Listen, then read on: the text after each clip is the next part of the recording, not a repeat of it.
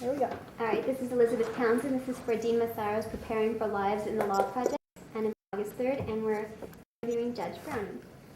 We're going to start with just an easy question to begin with. Okay. It's sort of, why did you decide to go to law school, and was it what you expected when you got there? Well, that's easy to answer. When I was in the military after undergraduate school, I tried a lot of court-martial cases. In the military, you didn't have to be a lawyer, and you had to, if you weren't a lawyer, then you had to be on the defense side, defending people who were accused of crimes. And you had to have the approval of those people to do that, because on the other side was usually a lawyer. And the lawyers who were on the other side in the cases I handled were all very good friends of mine and helpful. And, you know, I got a good feel for the profession, that it was a fun, helpful, mutually satisfactory place to be. And so I decided I wanted to go to law school.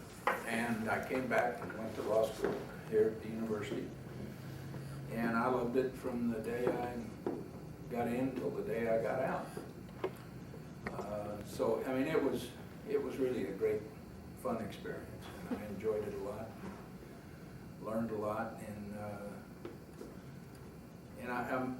you know, I've always said when I was growing up, I hope I'm never like these people that always say, you know, when we were kids, it was really great. I mean, that's how things were, and that's how they should be still. And I don't have that attitude at all, though I just mention it because things have changed. When I went to law school, to get in, all you needed was a map of the campus. And, you know, now the people that are in law school are brilliant. They have tremendous academic records and other attributes that bring them into the law school. And it's changed a great deal. And the practice of law has changed a great deal. Did you find it fun and mutually satisfying once you got out? I mean, when you had that court-martial experience? I did. When I got out, there were, I might misspeak here, but I think roughly 500 lawyers in Pima County. And within 2 or 3 months, you knew everyone up, I mean, on a first-name basis.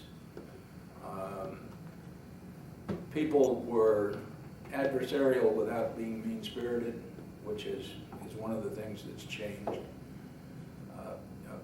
People now, and I don't know whether it is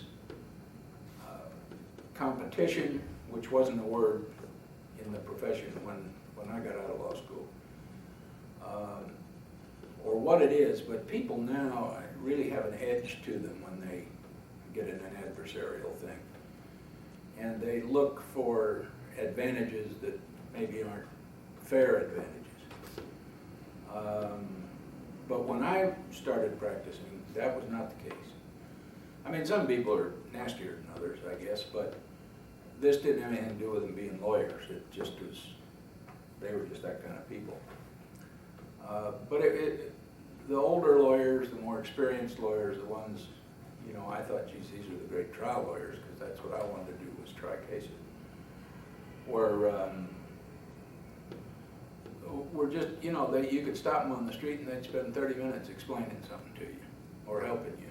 And I don't think that occurs much anymore. Whatever mentoring is done maybe internal in the firm. You know, some older lawyer will take you aside and say, here's what you did wrong, or here's how you should do this. But with the race for billable hours, they probably don't do that as much as they used to either. Do you think it's also because it's just gotten bigger? I mean, does it just get more adversarial the bigger you get? Yep. I think it's clearly a function of size. And I think there are probably hundreds of places in the United States that would fit the description of what the practice of law was like here when I got out of school. But Los Angeles, New York, Washington, Chicago, Denver, those places aren't among them. So I think, you know, the really fun part of practicing law has been abated a little bit. Used to be a lot of fun. And I imagine it still is. You know, there are a lot of people who have a good sense of humor and get along well with everybody. But, you know, in the books you read about practicing law 100 years ago or something, you could go try a case with some other lawyer, and then the two of you sit down and have lunch together. And we did that without even thinking about it. And occasionally a client would say, hey, I saw you having lunch with the guy that's trying to kill me in court here, you know. And you try to explain that to them, but lay people don't readily accept explanations like that. So we'd be a little careful about that during trial, but it would never be any kind of a problem not to associate afterwards. Do you think people associate less now? That it's just... I think so, yeah. And it may be because they're, I guess, busier. Let me get, I thought it was my wife, I can't tell her that. That's good. So, you know, I don't know, what were we talking about? We were talking about that it used to be fun and that it used to be more sort of, that you could have lunch with people. Yeah, it was just more relaxed. You know, people would stop you on the street and talk to you about some aspect of a case that you were handling with them, and it was just and people were, and probably still are. I'm not, you know, I've been out of the practice of law for 20 years, but people were honest. If a lawyer told you something, you could take that to the bank. I mean, that was just gospel. And I don't know that that is as universally true today as it was 45 years ago, you know, 40 years ago. But I mean, I can tell you cases of, we talked about size. We in Tucson used to talk about how much nicer it was to practice law here than it was in Phoenix. And that was strictly a function of size. You were busy, the Phoenix lawyers were busier. They had great lawyers up there, still do. But you know, they didn't have the time to be as relaxed and sort of laid back as Tucson lawyers were. And that made the profession a little cooler, a little colder and more distant, the relationships between lawyers. One of the things we never did in Tucson in those days was write those letters, self-serving letters that, you know, said, this will memorialize our conversation where you told me this and this and this. That went on all the time in Phoenix. You know, if you called the lawyer in Phoenix and said, and he said, I need another 10 days to answer, or can you give me a little extension? And you say, sure. Then he'd write you a letter. This will confirm, you know, which to me was always a sort of a slam at you, like you're liable to double cross me down the road, so I want this letter in my file, that sort of thing. I don't think that was the intent of those letters, but that was how they appeared. You think so? Students hearing this and says, I want the way it was before. Like if I could be in that, like I like that idea of a nice place. Is there anything they can do, or is there a way to keep it? What? Safford. Safford? Oh, maybe. No, I don't know. Well, I think a lot of it depends on the person. I mean, there are lawyers here in Tucson who get along with everybody, and there's no reason why they shouldn't. There just seems to me it is not as universally true as it used to be. But you know, the lawyers were just pleasant and helpful, and they felt like it was more of a society, the legal profession, or you know, a social unit than they do today. Now it's cold, distant. You can practice law and never see the same lawyer twice in 5 years. That wasn't the case in those days. Yeah. And maybe that forced people to be nicer to each other. Do you think that part of it, being nice, being helpful to each other is part of being a lawyer, that should be an important component? Oh yeah, very definitely. I do. And I also think it serves your client, which is the ultimate question you have to ask yourself as a lawyer. Rather than making everybody jump through the hoops and go through the rules of civil procedure and do everything, dot your I's and cross your T's. If you can do it on an amiable basis, it helps everybody. It saves time, and that ultimately is money. It saves a lot of the acrimony and emotional turmoil that really affects clients more than lawyers, but affects lawyers as well. So I think it's a big difference. All right, we'll move on to other things because we have lots to talk about. Okay. All right, let's say that I'm a very young student, new student, and I know only judges from TV. Okay. What do judges do, and are they like they are on TV, or? Well, what judges do you watch on TV? I don't know. I don't watch any judge shows on TV.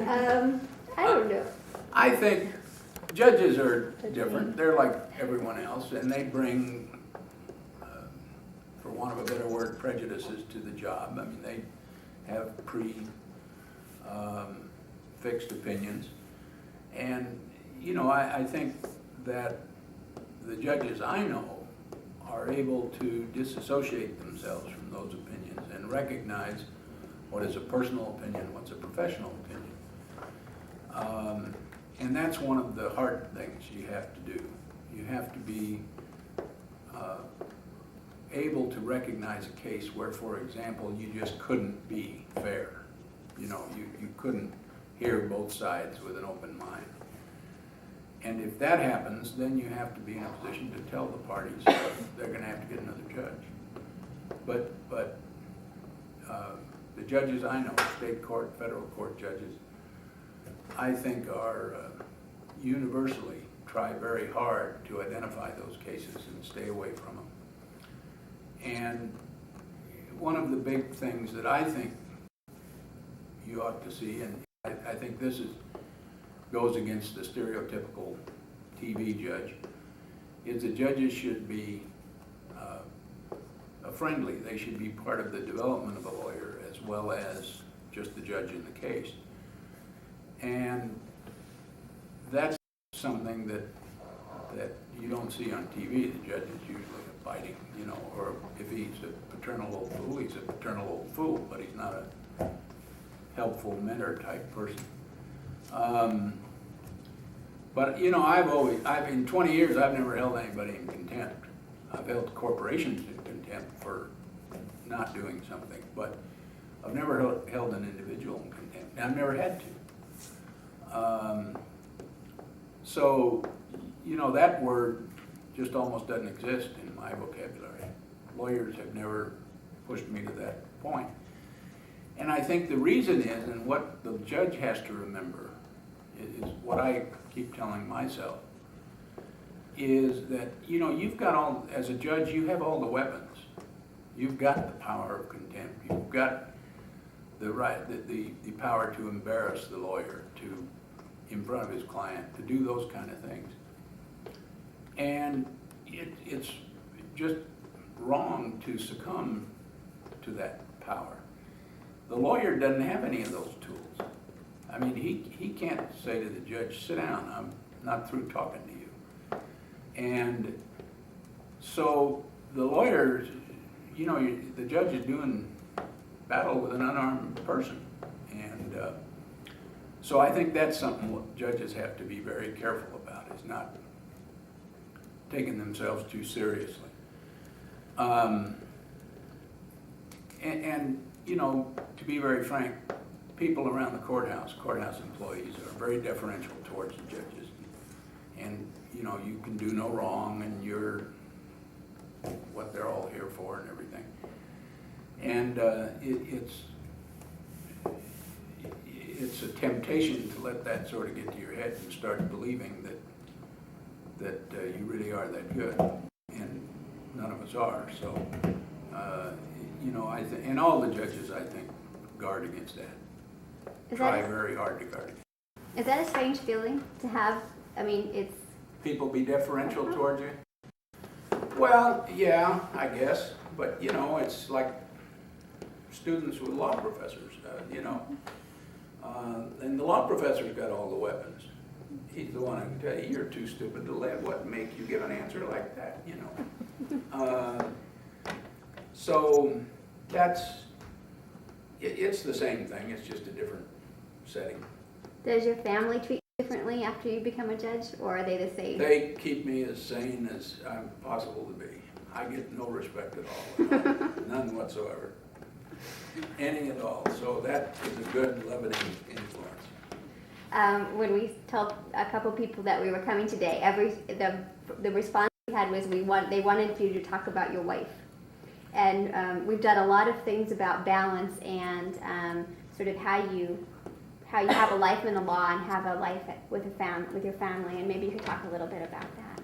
Well, I don't, you know, we've been married 26 years. So she is an author. She has a career of her own. She's written a number of books and in different areas and genres. She's an avid horseback rider. She's great company, and she's, you know, a lot of fun. But she's never. She takes some interest in my work if I want her to. You know, if I want to bounce some idea off of her, or she reads something in the paper or hears something from one of her friends or something, we talk about it. But we very seldom talk about my work per se at home, or hers. I mean, you know, I couldn't write a book. She keeps saying, well, when you quit, you can write a book like anybody can write a book. Well, that's just not true. I mean, I couldn't do it. So we don't talk much about her work, and we have mutual interests. We own about 5 acres, and we spend a lot of time just taking care of that and playing around with horses and dogs and stuff. And it's a great relief valve to have that, you know, to get away from all of this and the adoration that you get down here from people. Not that you get a little bit from her, but not to the same extent. I'm not made to feel infallible. What about when you go home? Is it hard to forget about or to disconnect with the things, or Not for me. what about when is that true all the time, or did you have to learn to do that? Well, you know, the first year or two, you're learning so much. I mean, it's comes at you so fast that I did a lot more work at home than I do now. I don't do an awful lot of work at home, and I do that purposefully. I get here real early in the morning, and you know, there's nobody around to bother me. The phones don't ring. The law clerks aren't here, and my secretary, and nobody's here. You know, none of the other judges, as a rule, are here. A lot of them, you know, work late. Some of us work early. So going home and taking things home with me has never been a problem for me. I've just never done that. I did it practicing law. I mean, I would take work home with me every night. So, but as a judge, I just haven't felt the need to. And part of that's because we have 2 law clerks in there. I mean, the quality of this job would not be the same without them. It just wouldn't. It'd be a different job entirely. What do your law clerks do for you? Well, they research cases. In my case, they're the first people in the chambers to see the case when it's filed. It comes upstairs and they look at it.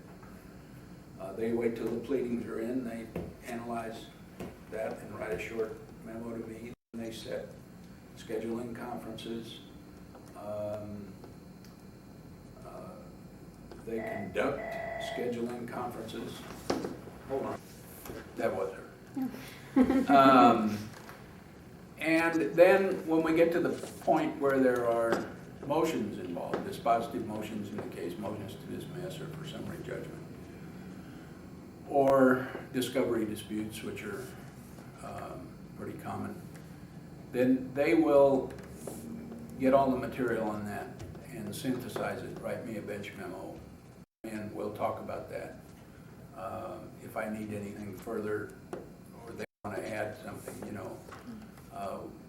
then we do that. They're very independent, and they pretty much have a free rein to work as much or as little as they want, as long as the work gets done. And I encourage them, just because it's good for me, to, if they think I'm doing the wrong thing, to argue about it. So it's a great relationship. I mean, it's perhaps the most rewarding part of this job, is working with bright young people, new people every year. I mean, not two new people, but at least one every year. And I have a lot of regard for all the law clerks I've had. I've never had a bad one. They're all terrific. And what makes them terrific? Well, they're trained. They're, their devotion to the job. They all work very hard. Sometimes I have trouble with them working too hard. From my point of view, I feel guilty about it. And I don't think they need to work that hard. So I encourage them to take time off and do stuff like that. But they're all well trained, and as I alluded to, they're all smart when they get to law school. I mean, or they wouldn't be there. So they bring a lot to the job. I mean, they're much better trained technically as lawyers, I think, than we were when I got out of school. Very much better trained. Do you think with that training that there's a whole argument of whether it should be practical training versus theoretical or analytic? Do you have thoughts about that? Well, you're talking about Dean Ayer's architect versus carpenter analysis. And he says law school should make architects out of people, not carpenters. I think you need some clinical experience. I think you have to be exposed to what you're going to do with all that education once you've got it. People get out of law school today, and if they had to file a complaint, they wouldn't know where to go or how to do it, or that you think, well, I just draft a complaint. Well, while you're drafting it, probably 100 questions would occur to you. Do I have to do this, or should I do this? So there has to be some practical exposure, but certainly I think that the emphasis in law school ought to be on the theoretical and analytical experience, as it always has been. I think it's just more so now. Okay, I'm going to ask you some more things about being a judge. Okay. I've read a little bit about you, and you have handled really big cases and little cases and all kinds of cases. And I wanted to know, is there any difference, like from what you do when it's a really big case versus a little case, in terms of how you approach it? And that could be too vague, but just sort of a sense of, if somebody doesn't know anything about cases and things like that, I thought maybe you could explain sort of, I don't know if that may be too hard a question. Well, no, I mean, the answer is no. I approach them all the same way, and that's another thing I think you have to do, and I think most judges do, and we talk about this, and that is that the case that's before you today is really important to the people who are before you, not the lawyers, but the clients and the lawyers. Their professional reputations at stake and the like. And it's easy to forget that because of the size of the case, or the amount of money that's involved, or the sex appeal of the case. If you're handling the Nicole Kidman, Tom Cruise divorce, then you might end up being like some of those TV judges that you alluded to, and let it go to your head and think almost any monkey could handle that case, and it really doesn't take a lot. But I think you of course have a different work and time commitment to a big case than you do to a smaller case, and it usually, invariably, I guess, consumes a lot more pretrial effort on your part. The discovery disputes are more frequent, they're deeper, they're that sort of thing. One of the cases I had was a big securities fraud case. Hundreds of lawyers, and very important. But in the final analysis, once you got a grasp of the securities law that was involved, and sort of a feel for the movement of the case, because you have to keep it moving towards a resolution. It was bigger, but probably not any more difficult than any other case. It just took more time because that's the way it was. And, you know, some of them are more interesting than others. Some of them are things you're interested in, and others are things that you have no personal interest in at all. And of course, you have to give the same amount of attention to both those cases. How long are most cases? Well, I think we probably, we have a statistic called the 3-year report, which is, I mean, we have many statistics, but we have a statistic of cases that are 3 years old or older. That's considered to be an old case in the life of the federal judiciary. Some judges have 15 on that list. Some judges have 2 or 3, and other judges are, you know, in the middle. And it varies depending on which 2 or 3 cases you have, you know. Like, if you get 5 tough cases in a row, because they're all by lot. I mean, they're not assigned by, gee, this guy or gal knows more about securities law than anyone else, so we'll assign the case to him or her. They're all just drawn out of the hat, and whatever judge gets drawn gets it. But you could get 5 antitrust cases next week, while the other person is getting 5 much less significant and difficult cases.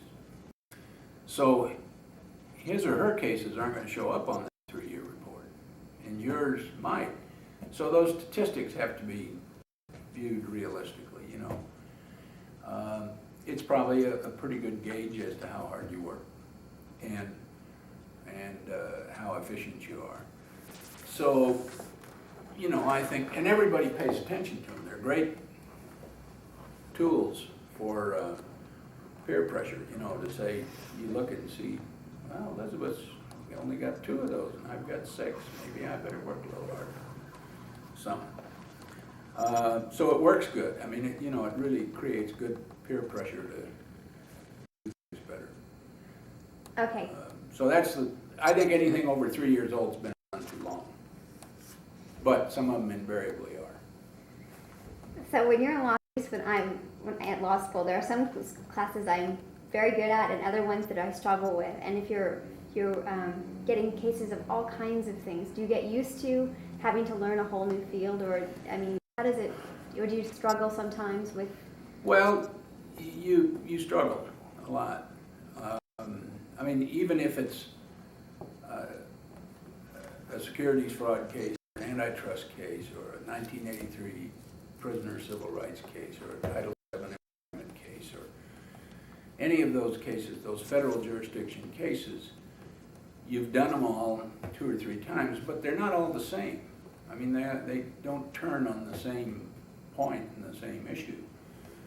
So you may find that a case you've handled 20 cases like is more difficult than something else you get tomorrow, just because it involves a different twist. And there are always new cases. You know, the ADA is relatively new, and so we're now hearing a lot of those cases.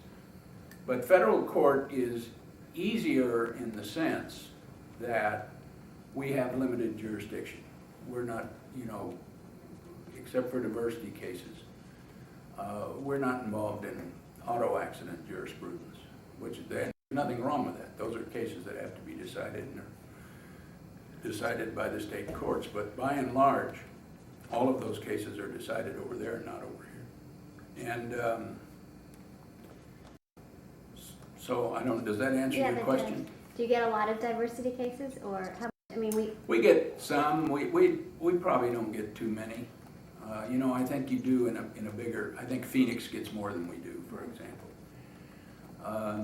Some lawyers don't want to come to federal, and others do. And of course, whether it's removable or not is that's always a contentious jurisdictional problem if it's a diversity case. Somebody usually wants to remand the case to state court if it was removed or if it was filed here originally. So yeah, we get a lot of those. Okay, another topic. All right. Technology. What do you think of technology and Well, I'm not as big a fan of technology as many of my brothers and sisters are. We have the most modern courtrooms that you can get right now. And I used technology very extensively in a securities fraud case I had years ago, including satellite transmissions from the Pacific Northwest to here and back, which is now commonplace. I mean, it's just people from your generation just accept it as always having been there.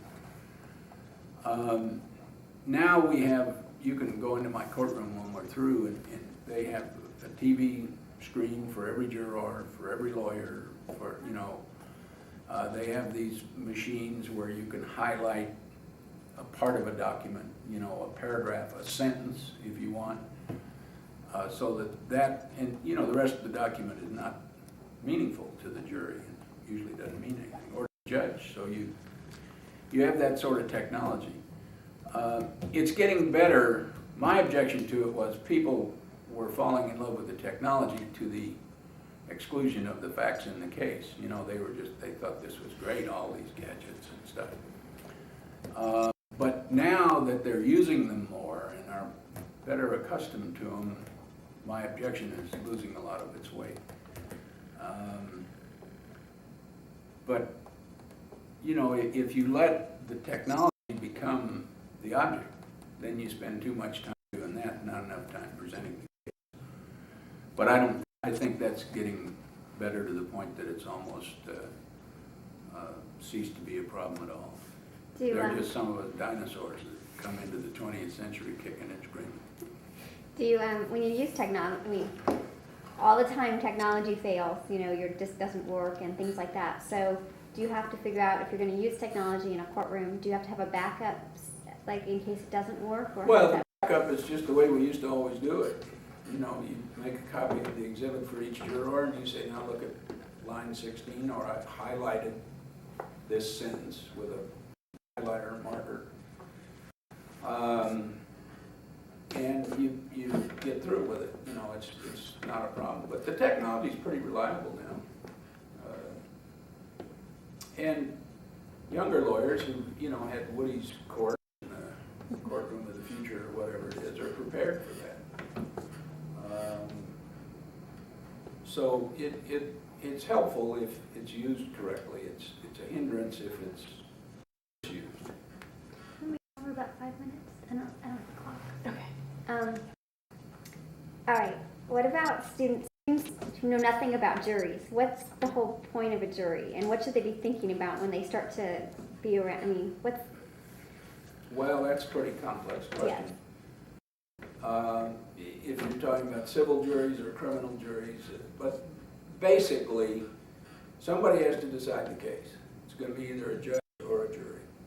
And I've alluded to the fact that judges come to the bench with preconceived ideas. I mean, they feel strongly for one reason or another about all the burning issues of the day, just like non-judges do, or non-lawyers do.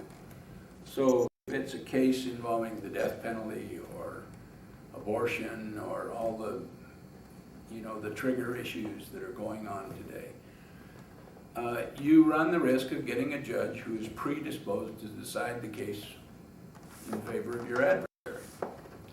That doesn't mean the judge is wrong or anything. It just means that you read the judge as being predisposed to do that. I don't know many people who would say a judge would dishonestly do that because that was his predisposition or her predisposition. If it were, then the judge, he or she would say, now counsel, I want you to know that I used be on the board of Planned Parenthood. I've picketed organizations. I'm fully in favor of abortion. I contribute to Planned Parenthood. So you may wish another judge. If you do, let me know and I'll reassign the case. You don't, when you have a jury, you don't need to do that. The judge is not as focal a point in the case. So you get 12 people who have to agree in federal court, it has to be unanimous, on the result in the case instead of one. And you dilute the importance of one individual point of view by 8 or 12 or 6 or whatever size the jury is. So that's the big thing. And in most cases, I think the lawyers say, well, we're getting Judge Jones. And, you know, she's really been squirrely about the ADA. And I don't think I want her sitting on my ADA case. So you either have the option of getting a jury or hoping that she'll recuse herself, either at your invitation or because, you know, she realizes it's that kind of a case. One of the things the law clerks do is they screen cases that come in. And in other words, if a case comes in here and it was filed by my old law firm, I don't hear the case. I mean, it automatically goes to another judge. And that judge is free to send me one of his or her cases. So, and we do that not infrequently. But with a jury, you take away a lot of the danger of a judge's personal experiences influencing the decision. One of the people we interviewed said that they always seem to guess wrong, that they seem to, that one of the good things about the jury system is that even though you have a limited amount of information, that you still don't really know how that person's going to decide things, that there's a sort of, it's that you can't influence it as much as the lawyers can't influence it as much as they think they can. The jury? Yeah, in terms of picking them. And I'm curious what you think Well, about juries, that. you know, there are a lot of stereotypes about juries. You don't want Nordic people because they're very methodical and mathematical about things. What you want are Romance language, you know, Italians and French and Spaniards who love life and have great emotion that they involve in their decisions. The same way you don't want bankers and you don't want lawyers, and you know, you'd much rather have waitresses and waiters and stuff like that. All those really are guesswork, I think. You know, you can have anybody in any of those groups that can just turn the head around of what you expect from them. One of the dangers with the jury is, I mean, you have to be careful. You don't want to pick an overwhelming personality, you know, a highly individualistic person, because that person is going to influence a lot of people who, and in some juries, probably in most, there's a number of them that are going to just go along with the most persuasive argument, that probably aren't going to put a lot of individual thought into the case. So you want to be careful about who the people are that are going to be decision influencers on the jury. More so than these stereotypical, you know, selections. Do you want 12 men, you want 12 women, that sort of thing. And so if you're talking about selecting the jury, those are, you know, among the things that you would consider as a lawyer. You want to know their background. The same thing you'd want to know about the judge. What predisposition does this juror have to decide the case my way? And nobody has anything against prejudiced juries as long as they're prejudiced for you, you know. So that's what you're trying to find out during the voir dire and selection process. Do juries surprise you at this point? Are you surprised by them? Sure, they do. But not to the point that I think there's anything wrong with the jury system. I just, and you know, that's probably why at least one of the lawyers thought it would be good to have a jury.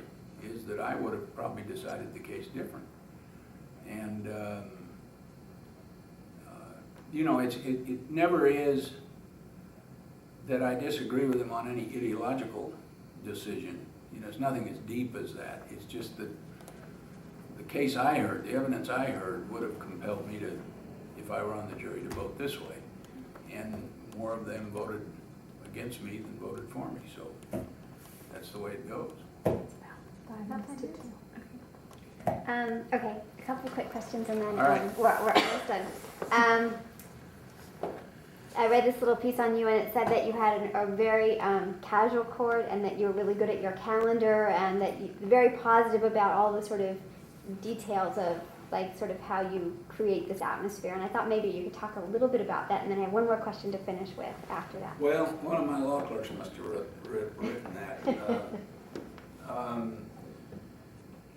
I don't know that we're casual. I really am kind of formal, much more so than a state court. You know, lawyers are required to address the court and the jury from a podium. We have some pretty strict rules.